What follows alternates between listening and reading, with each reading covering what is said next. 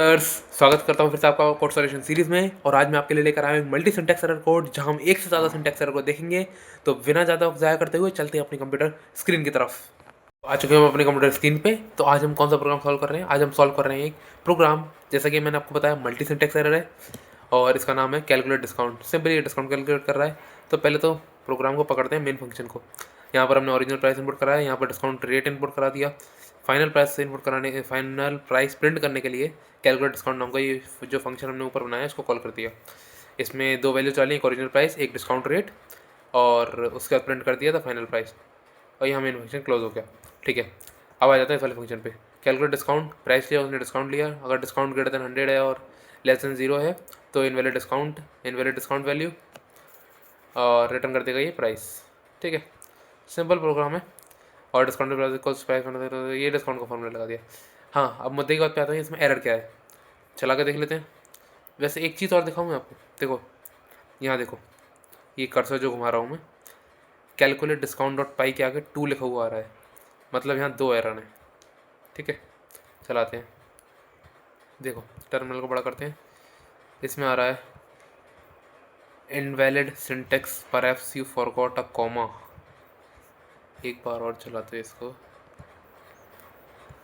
देखो ये दोनों एरर आ गए इसमें।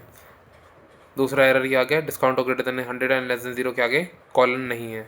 तो यहाँ पहले कॉलन लगा देते हैं। अब देखो यहाँ 1 हो गया। जैसे ही मैंने यहाँ पे कॉलन लगाया, ये 1 हो गया। ठीक है, और फिर ये कह रहा है कि पर्याप्त यूज है फॉर कोटा कॉमा।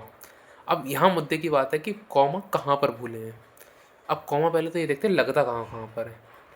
देखो यहाँ फंक्शन में दो इन वेरिएबल जब इनपुट कराते हैं तो लगता कॉमा लगा रखा है। ठीक है, प्रिंट स्टेटमेंट में कॉमा, दो वैल्यूज प्रिंट करेंगे तो दो अलग अलग चीज़ प्रिंट करेंगे तो लगेगा। यहाँ ज़रूरत नहीं, यहाँ ज़रूरत नहीं है, यहाँ भी ज़रूरत नहीं है, यहाँ ज़रूरत नहीं है। यहाँ पर इनपुट फंक्शन है, एक ही चीज़ प्रिंट कराई है, यहाँ भी एक ही चीज़ प्रिंट कराई है, यहाँ भी फंक्शन कॉलम में कोई कॉमा छोड़ा नहीं है। अब यहाँ देखो, ये दिखा भी रहा है, ये रेड दिखा रहा, मतलब यहीं पर लोचा है। देखो प्रिंट स्टेटमेंट में एक स्टेटमेंट है और एक फाइनल प्राइस हम इनपुट, दो चीज़ें प्रिंट करा रहे हो। तो इसको कॉन्ग्रेंट करने के लिए या तो प्लस लगाओ या फिर कॉमा लगाओ। सबसे आसान है कॉमा, और मल्टी फंक्शन सबसे अच्छा कॉमा ही लग जाता है, तो कॉमा लगाते हैं यहाँ पे। देखो अब ये भी नॉर्मल हो गया, जैसे ही मैंने यहाँ कॉमा लगाया ये नॉर्मल हो गया। ठीक है, अब इसको रन कर देते हैं।